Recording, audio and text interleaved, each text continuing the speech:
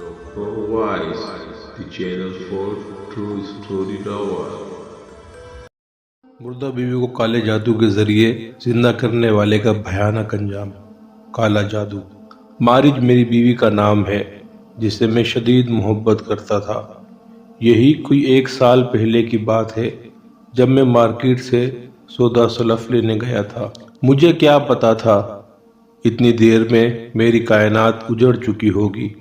जब मैं वापस लौटा तो मेरा सब कुछ तबाह हो चुका था।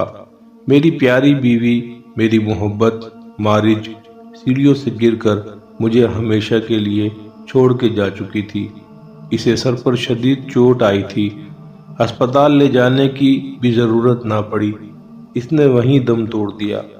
मैं घंटों इसका सर अपनी गोद में लिए रोता रहा। हमारी मोहब्बत की शादी थी और शादी को ज्यादा अरसा नहीं हुआ था। वो मुझे यूं छोड़कर अपने आखिरी सफर पर रवाना हो गई थी। ये सानिहा मेरे लिए मौत के परवाने से कम नहीं था। इसके अलावा मेरा उस दुनिया में था ही कौन। जिन लोगों को मारिज की मौत की इत्तिला मिली, ताज़ियत के लिए आए और चले गए। मारिज की तदफीन भी मेरे जानने वालों ने की, वरना मैं इस हालत में कहाँ था।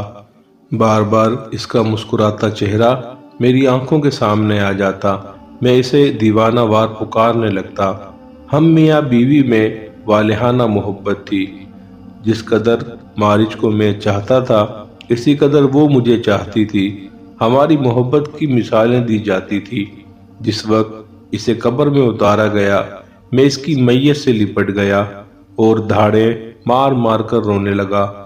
मारिज के अलावा मैं किसी औरत का ख्याल तक जहन में ना ला सका।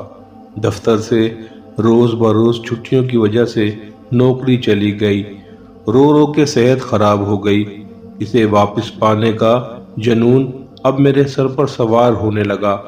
अब मैं हर लम्हा यही सोचता रहता था कि मैं इसे कैसे हासिल कर सकता हूँ। चुनाचा मारिज की मोहब्बत में अंधा होकर मैं एक काले जादू के आमिल के पास जा पहुंचा। इसने एक भारी रकम के बदले मेरा काम करने का वादा कर लिया। मैंने इसके बताए हुए तरीके पर अमल किया।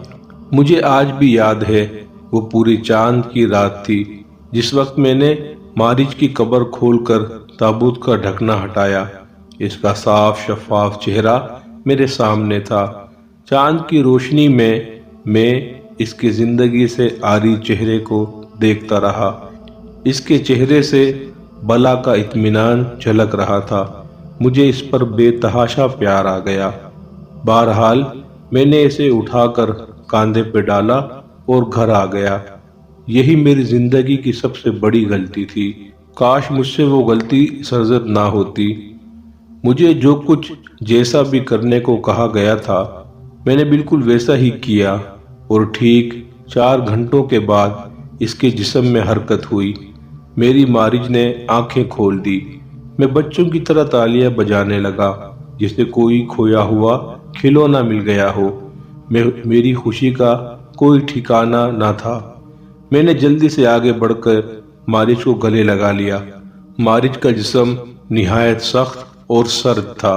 इसके जिस्म में पहले जैसी हरारत मैंने महसूस नहीं की। मारिज की सियाह आंखें पहले से कहीं ज्यादा बड़ी हो गई थी। इनकी सफेदी खत्म हो गई थी, मगर मुझे इन बातों से कोई सरोकार न था। मेरी जिंदगी, मेरी मोहब्बत मुझे वापस मिल गई थी, जिसके लिए मैंने बहुत भाग दौड़ की थी। पैसा पानी की तरह बहा दिया था, तो और मुझे क्या चाहिए था। मैं मारिज का हर तरह से ख्याल रखने लगा। इसे दुनिया वालों की नजरों से बचा कर रखता। मारिज पहले बहुत मोहब्बत करने वाली लड़की थी, जो हर वक्त हंसती खिलखिलाती रहती थी, मगर अब वाली मारिज के जर्द चेहरे पर मुस्कुराहट कभी नहीं आती थी। इसके चेहरे पर अजीब सी सख्ती, वीरानी और बेरहमी छाई रहती थी। मैं हम्मा वक्ता इसे खुश करने की कोशिशों में लगा रहता, मगर वो खुश होकर न देती। एक रोज अचानक इसने मुझसे अजीब सी फरमाइश करके मुझे सकते में डाल दिया। میں بغور اس کے چہرے کو دیکھتا رہا، جہاں پہلی بار میں نے اس کے ہونٹوں پر مسکراہٹ دیکھی تھی۔ اس نے مجھ سے انسانی گوشت کھانے کی فرمائش کی تھی، ساتھ میں انسانی خون سے پیاس بجھانے کی۔ یہ سن کر میری ریڑھ کی ہڈی میں سنسناہٹ دوڑ گئی۔ وہ مجھے عجیب نظروں سے انتہائی غور سے دیکھ رہی تھی، گویا مجھ سے میری محبت کا ثبوت مانگ رہی ہو۔ نہ جانے کس طرح میں نے مارج کو خوش کرنے کے لیے حامی بھر لی اور وہ خوشی سے منہ پھاڑ کر کے کہے لگانے لگی۔ میں اسے پھٹی پھٹی نگاہوں سے دیکھتا رہا۔ آج بہت عرصے بعد اس کے چہرے پر ہنسی آئی تھی۔ مجھے بالکل سمجھ نہیں آ رہا تھا کہ میرے ساتھ کیا ہو رہا ہے۔ اتنا سخت کام تو مجھ سے عاملوں نے بھی نہ کرایا تھا جو میں اب کرنے جا رہا تھا۔ نہ جانے کس طاقت کے زیر اثر میں ہاں کہنے پہ مجبور ہو گیا تھا۔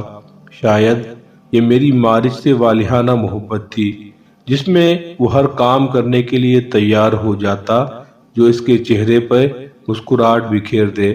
میں نے مارج سے ایسی فرمائش کرنے کی وجہ نہ پوچھی، کیونکہ مجھے معلوم تھا کہ ایک طویل نیند سے جاگنے کے بعد یہ اس کی ضرورت ہے۔ میں اسے ہر حال میں خوش دیکھنا چاہتا تھا، کیونکہ وہ مجھے دوبارہ ملی تھی تو خوش نہیں تھی اور میں نے اسے خوش کرنے کی ٹھان لی تھی۔ یہ سب اتنا آسان نہیں تھا، لیکن پھر بھی میں نے مارج کے لیے سب کرنے کی ٹھان لی۔ اور ایک روز اپنے ایک دوست کو گھر کھانے پر مدعو کر لیا۔ وہ خوشی خوشی راضی ہو گیا، کیونکہ وہ جانتا تھا میں مارج کے بعد کتنا اکیلا ہو گیا ہوں اور تنہائی مجھے کاٹنے کو دوڑتی ہے، لہٰذا مجھے کسی ساتھی کی ضرورت ہے۔ اس بیچارے کو کیا معلوم تھا کہ میں نے اپنی محبت واپس حاصل کر لی ہے اور آج وہ اسی محبت کی خوراک بننے کے لیے میرے گھر کھانے پر مدعو ہے۔ میں مارج کی محبت میں اس قدر خود غرض ہو جاؤں گا مجھے پتا نہ تھا۔ کھانے کے دوران وہ مجھ سے دوستانہ گفتگو کرتا رہا، میں بھی ہنسی مذاق میں اس کا بھرپور ساتھ دیتا رہا، مگر اندر ہی اندر کوئی نادیدہ قوت مجھے کہہ رہی تھی میں جو کرنے جا رہا ہوں وہ صحیح نہیں ہے، غلط ہے، انسان کا قتل ہے۔ یہ تمام آوازیں اس وقت دب کر رہ جاتی جب کمرے کے اندر کھڑی مارج کو دیکھتا، جو دروازے کی آڑ سے مجھے رحم طلب نظروں سے دیکھ رہی تھی، گویا یہ خوراک اس کے لیے اتنی ہی ضروری تھی جتنی انسان کے لیے سانس۔ اسے اپنی جانب یوں گھورتا دیکھ کر میرے ضمیر اور میری دوستی پر محبت غالب آ جاتی ہے۔ آخر کو میں نے اسے بڑی محنت سے حاصل کیا تھا، اگر میں اس کے لیے اتنا بھی نہ کر سکتا تو لعنت تھی میری محبت پہ۔ لہٰذا اگر یہی محبت کا امتحان تھا تو مجھے پورا اترنا تھا۔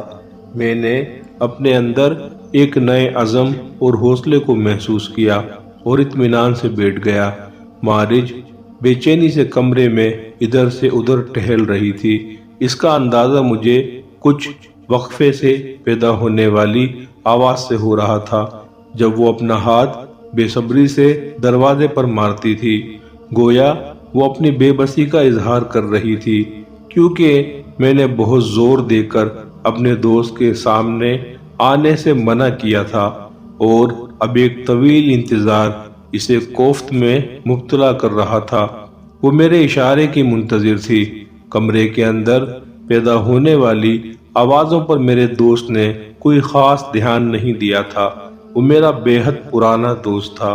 اسے اس بات کی ہرگز توقع نہ تھی کہ اس گھر میں کوئی تیسرا فرد بھی موجود ہے، اور وہ کوئی اور نہیں، وہ مارج تھی، جس کے ہاتھوں تھوڑی ہی دیر بعد اس کی موت ہونی تھی۔ کھانے کے بعد میں نے دوست کے سامنے 2 پیگ رکھے، جنہیں وہ گٹا گٹ حلق سے اتارنے لگا۔ گلاس خالی ہونے کے بعد میں نے اسے 2 پیگ مزید پلائے، جس کی بدولت وہ جلد ہی نشے میں دھت ہو کر اول فول بکنے لگا۔ میں نے پیگ کا ایک گلاس بھی نہیں پیا تھا، اس لیے مجھے نشہ نہیں تھا۔ کچھ ہی دیر بعد وہ نشے میں ڈوبا خراٹے لینے لگا اور میں نے آگے بڑھ کر مارج کو کمرے سے باہر آنے کی اجازت دے دی، جو نہ جانے کب سے اس گھڑی کا انتظار کر رہی تھی۔ اجازت ملنے پر اس کے چہرے پر خوشی کی طویل مسکراہٹ رقص کر گئی، جس نے میرے جسم و جاں میں نئی زندگی دوڑا دی۔ اسی مسکراہٹ کے لیے ہی تو میں نے سب کچھ کیا تھا، اور اس مسکراہٹ کے لیے میں ایسی کئی قربانیاں دے سکتا تھا۔ چنانچہ میں نے مارج کو اپنا کام کرنے کی اجازت دے دی۔ اجازت ملتے ہی وہ کمرے سے باہر آ گئی اور میں ایک کونے میں کھڑا ہو کر سب دیکھنے لگا۔ مارج نے اپنا منہ اس کے نرخرے سے لگایا اور اپنے دانت پوری قوت سے گاڑ دیے، پھر لبالب اس کا خون پینے لگی۔ میں پھٹی پھٹی نگاہوں سے سارا منظر دیکھ رہا تھا۔ اس نے اس قدر صفائی سے خون پیا کہ ایک قطرہ بھی نیچے نہیں گرنے دیا۔ اس وقت مارج مجھے مارج نہیں، کوئی بدرو لگ رہی تھی، جو بڑے مزے سے ارد گرد سے بے نیاز ایک انسان کا خون پینے میں مصروف تھی۔ میرا دوست نیند میں ہی نہ جانے کب زندگی کی بازی ہار چکا تھا۔ اب مارج اس کا گوشت نوچ نوچ کر کھانے لگی۔ اس نے اپنے کپڑوں میں اڑسی ہوئی چھری نکالی اور کسی ماہر قصاب کی طرح لاش کے ٹکڑے کرنے لگی۔ وہ میری طرف سے بالکل بے خبر تھی یا جان بوجھ کر نظر انداز کر رہی تھی۔ اس نے لاش کے دونوں بازو علیحدہ کر لیے اور پھر بڑے مزے سے چبانے لگی۔ ادھر میں حیرت کی تصویر بنا کھڑا تھا۔ مضبوط اعصاب کا مالک ہونے کے باوجود میری ٹانگیں کانپ رہی تھی۔ میں تو اس بات پر بھی حیران تھا کہ وہ کچا گوشت اور وہ بھی اتنی مقدار میں کھا کیسے رہی ہے۔ مجھ سے اب اور نہ دیکھا گیا اور میں چپ چاپ اپنے کمرے میں چلا آیا۔ کتنی ہی دیر خود کو ملامت کرتا رہا اور روتا رہا، پھر مجھے کچھ ہوش نہ رہا اور میں نیند کی وادیوں میں ڈوبتا چلا گیا۔ کسی کے نرم و نازک ہاتھوں نے مجھے چھوا تو میری آنکھ کھل گئی۔ یہ مارج تھی جو بڑے پیار سے میرے بالوں کو سہلا رہی تھی۔ میری آنکھوں میں آنسو آ گئے۔ نہ جانے مارج کو کیا ہو گیا تھا۔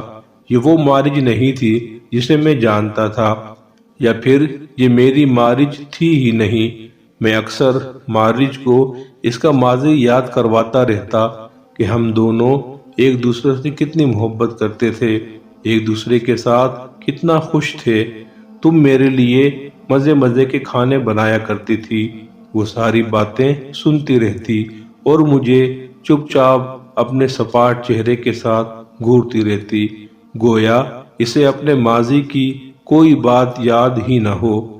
میں سرد آہ بھر کے رہ جاتا۔ بہرحال دن گزرتے رہے، طرح طرح کے خیالات دل و دماغ میں سر اٹھا رہے تھے۔ دل محبت کے ہاتھوں مجبور تھا اور میرے اس قدم کو صحیح کہہ رہا تھا، جبکہ اس کے برعکس دماغ مجھے بار بار غلط کہہ رہا تھا۔ دل اور دماغ میں جنگ کی سی کیفیت تھی۔ کچھ سمجھ نہیں آ رہا تھا کہ مارج کے جسم میں اس کی اپنی روح ہے یا کوئی اور شیطانی بدروح اس کے جسم میں حلول کر گئی ہے۔ میں نے یہ سوچ کر خود کو پرسکون کر لیا کہ جو ہونا تھا وہ ہو گیا۔ اب آئندہ وہ کوئی ایسی گھٹیا فرمائش نہیں کرے گی۔ لیکن مجھے نہیں پتا تھا کہ جو بلا میں نے گھر میں پال رکھی ہے وہ مجھے ہی نقصان پہنچائے گی۔ مجھے مارج کے اس رویے کے بارے میں اس عامل نے کچھ نہیں بتایا تھا کہ وہ واپس جاگنے کے بعد ایسی کوئی چیز طلب کرے گی۔ انہوں نے میری مارج مجھے واپس لوٹا دی تھی، گویا ان کا کام اب ختم ہو گیا تھا۔ اب آگے میں جانوں، میرا اللہ جانے۔ اب میں اس میں واضح تبدیلی محسوس کر رہا تھا۔ میں رات کو سونے کی تیاری کر رہا تھا جب میں نے مارج کو دروازے پر کھڑا ہوا پایا۔ اس کی آنکھوں میں میرے لیے والہانہ محبت تھی۔ وہ غالباً میرے اس کام سے خوش ہوئی تھی۔ اسے خوش دیکھ کر میرے اعصاب ڈھیلے پڑ گئے۔ مارج اب بدل گئی تھی۔ اب وہ میرا کھانا پکانے لگی تھی، کپڑے دھو کر پریس کرتی، غرض یہ کہ گھر کے سارے کام کرنے لگی تھی۔ مارج کے اندر یہ تبدیلی میرے لیے خوشگوار حیرت کا باعث تھی۔ اگر ایک زندگی قربان کر کے میں اسے بدلنے میں کامیاب رہا تھا تو میں بالکل بھی نادم نہیں تھا۔ مجھے اب یقین ہو گیا تھا کہ یہ میری مارج ہی ہے، نہ کہ کوئی شیطانی روح۔ مجھے لگنے لگا کہ اب سب ٹھیک ہو جائے گا، مگر میری یہ خام خیالی ہی ثابت ہوئی۔ کچھ دن بعد اسے پھر سے انسانی گوشت کی طلب ہوئی اور اس نے مجھے پھر سے ایک انسان لانے کا کہا۔ میں سر پکڑ کر بیٹھ گیا۔ میں تو سمجھا تھا کہ اب وہ ایسا کچھ نہیں کرے گی، مگر وہ جیسے میری خدمت کر کے ان کا بدلہ مانگ رہی تھی۔ بالآخر مجھے یہ کرنا ہی پڑا۔ اس بار میں نے کسی مجبور اور غریب شخص کو شکار بنانے کا فیصلہ کیا۔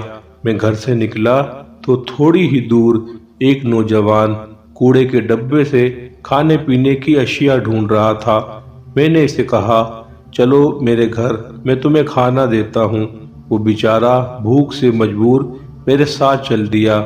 گھر لا کر میں نے اس کے سامنے کھانا رکھا۔ وہ کئی دن سے بھوکا تھا، کھانے پر ٹوٹ پڑا۔ میں نے کھانے کے اندر بے ہوشی کی دوا پہلے ہی ملا دی تھی۔ جب وہ کھانا کھا چکا تو میں نے کہا، چائے پی کر ہی جانا۔ اس نے سر ہلا دیا۔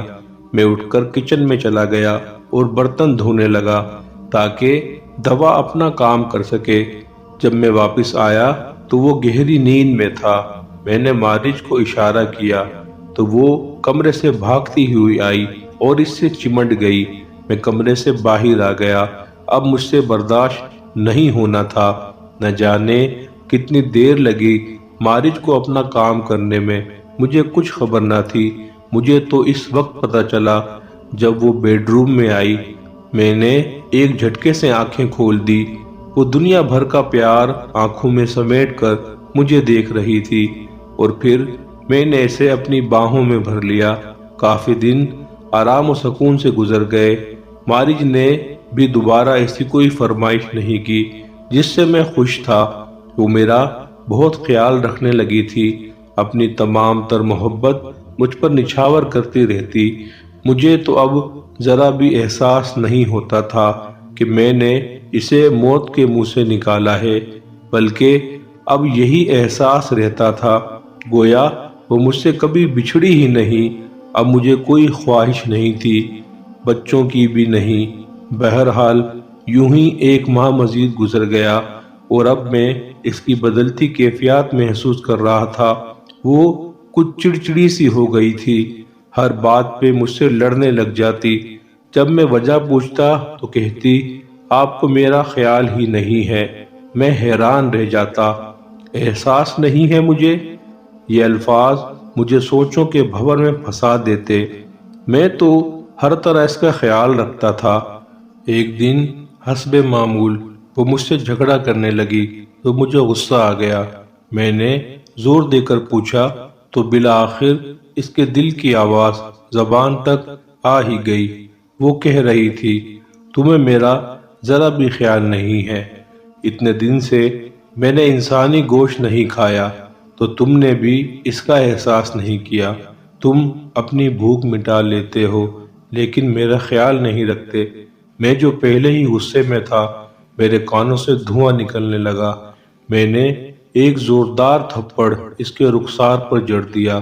وہ لڑکھڑا کر شیلف پر جھک گئی اور اس کی ناک سے خون بہنے لگا۔ میں نے نظر انداز کرتے ہوئے 2 اور لگا دیے۔ پتہ نہیں مجھے کیا ہو گیا تھا، میں تو اس سے اونچی آواز میں بات بھی نہیں کرتا تھا۔ اس کا ہونٹ پھٹ چکا تھا۔ پھر جیسے مجھے ہوش آ گیا۔ اوہ خدایا، یہ میں نے کیا کر دیا؟ میں نے خود سے ہی سوال کیا۔ میں اس کے قریب چلا گیا، اب اس کے آنسو پونچھے اور گلے سے لگا لیا، لیکن اب میں خود سے عزم کر چکا تھا کہ اب اپنی محبت کے لیے کسی بے گناہ کی جان نہیں لوں گا۔ لہٰذا میں اسے سمجھانے لگا، دیکھو مارج، تم انسان ہو، کوئی جانور یا درندہ نہیں ہو، لہٰذا اب تمہیں اپنی عادت چھوڑنی پڑے گی۔ وہ چپ رہی۔ میں اسے اٹھا کر بیڈ روم میں لے آیا اور بیڈ پر لٹا دیا۔ مجھے ساری رات نیند نہیں آئی تھی۔ صبح وہ اٹھی اور میری توقع کے برعکس میرے لیے ناشتہ بنانے لگی۔ ناشتے کے بعد اس نے مجھ سے معافی بھی مانگی اور میں نے فراخ دلی کا مظاہرہ کرتے ہوئے اسے معاف کر دیا۔ مجھے یقین نہیں ہو رہا تھا کہ سب کچھ اتنی جلدی ٹھیک ہو جائے گا۔ یہ 2 دن کے بعد کا واقعہ ہے۔ ہم دونوں ٹی وی پر ایک ڈرامائی فلم دیکھ رہے تھے۔ اچانک آدم خوروں کے انسانوں کو کھانے کا سین چلنے لگا۔ مارج کے چہرے پر ایک رنگ آ کر گزر گیا۔ وہ بے چین سی ہونے لگی۔ اس کی حالت بگڑنے لگی۔ میں نے جلدی سے ٹی وی بند کر دیا۔ کچھ ہی دیر میں وہ نارمل ہو کر اٹھی اور دوسرے صوفے پر جا کر بیٹھ گئی۔ میں نے ٹی وی پھر سے چلایا، لیکن اس بار مووی کے بجائے خبریں سننے لگا۔ وقفے وقفے سے میں مارج کو بھی دیکھ رہا تھا۔ بظاہر تو نارمل ہو گئی تھی، لیکن اس کی آنکھوں کی سفیدی ختم ہو گئی تھی۔ مجھے اس کی آنکھوں کی تپش اپنے چہرے پر محسوس ہوئی۔ میں نے اس کی طرف دیکھا تو وہ مجھے دیکھ کر مسکرا رہی تھی۔ میں نے 2 نوکیلے دانت ہونٹوں سے باہر دیکھے، تبھی مجھے خطرے کا اندازہ ہوا۔ میں اپنی جگہ پر سیدھا ہوا ہی تھا کہ وہ مجھ پر جھپٹی۔ مجھے ایسا لگا جیسے کوئی آہنی سلاخ میرے جسم میں پیوست ہو گئی ہے۔ اس کے دانت میری کلائی میں گھس گئے تھے۔ میں درد کی شدت سے کرا رہا تھا۔ میں نے ایک زوردار گھونسا اس کے چہرے پر رسید کر دیا۔ اسے کوئی فرق نہ پڑا۔ وہ میرے پیچھے لپکی۔ میں کمرے سے باہر نکلا اور باہر سے کنڈی لگا دی۔ اب وہ اندر لاک ہو گئی تھی۔ مجھے بہت زیادہ درد ہو رہا تھا۔ کلائی سے خون نکل کر کپڑوں کو سرخ کر رہا تھا۔ پھر میرے ذہن کو ایک اور جھٹکا لگا۔ فرسٹ ایڈ کا باکس اسی کمرے میں تھا جس کے اندر مارج اپنی تمام تر ہولناکی کے ساتھ موجود تھی۔ خون بہت زیادہ بہہ رہا تھا۔ میں نے بہت کوشش کی کسی طرح خون کا بہاؤ روک سکوں، لیکن کامیاب نہ ہو سکا۔ اگر باہر رہتا تو موت تھی، اندر جاتا تب بھی موت تھی۔ اگر باہر جا کر کسی سے مدد مانگتا تو یہ بھی ناممکن تھا، کیونکہ رات کا تقریباً 1 بج رہا تھا۔ کمرے میں گہری خاموشی تھی۔ مجھے لگا وہ سو گئی ہے یا پھر بے ہوش ہو چکی ہے۔ پھر میں نے ایک فیصلہ کیا۔ اب مجھے یقین ہو چکا تھا کہ یہ مارج نہیں ہے۔ اب میں اس بلا کو واپس بھیجنے کے لیے تیار ہو گیا جہاں سے یہ آئی تھی۔ میں کچن میں گیا اور ایک تیز دھار چھری اٹھا لی۔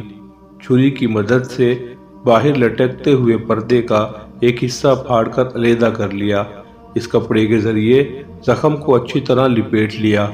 اب میں نے کمرے کا دروازہ کھولا اور آہستہ سے آگے بڑھنے لگا۔ وہ مجھے کمرے میں کہیں نظر نہیں آئی۔ یکدم پیچھے سے کسی نے مجھ پر حملہ کر دیا۔ یہ مارج تھی جو دروازے کے پیچھے چھپی کھڑی تھی۔ میں اس کی ہوشیاری پر انگشت بدنداں تھا۔ اس نے پھر اسی زخمی بازو کو نشانہ بنایا۔ میں نے ایک جھٹکے سے اپنا بازو آزاد کرا لیا۔ مارج کی وحشت میں کوئی کمی نہیں آئی۔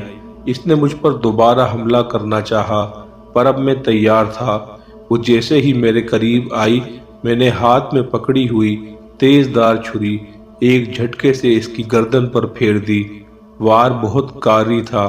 اس کی آدھی سے زیادہ گردن کٹ چکی تھی، پر آنکھوں میں اب بھی خوف نہیں تھا۔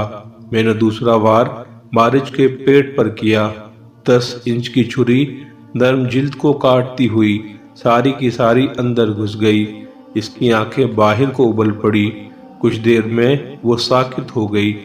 مارج کا خوبصورت چہرہ دیکھ کر میں ایک بار پھر جذباتی ہو گیا۔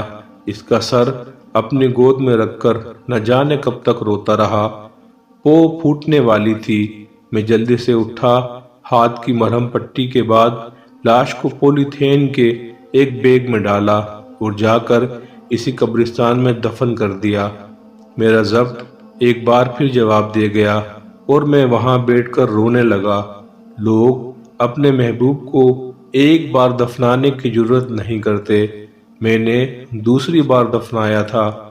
میرا دل غم سے پھٹ رہا تھا، میں بڑی مشکل سے گھر پہنچا تھا۔ اب مجھے یہ تو یقین ہو چکا تھا اور باقی کی زندگی مجھے اس حقیقت اور اس کی یاد کے سہارے گزارنی تھی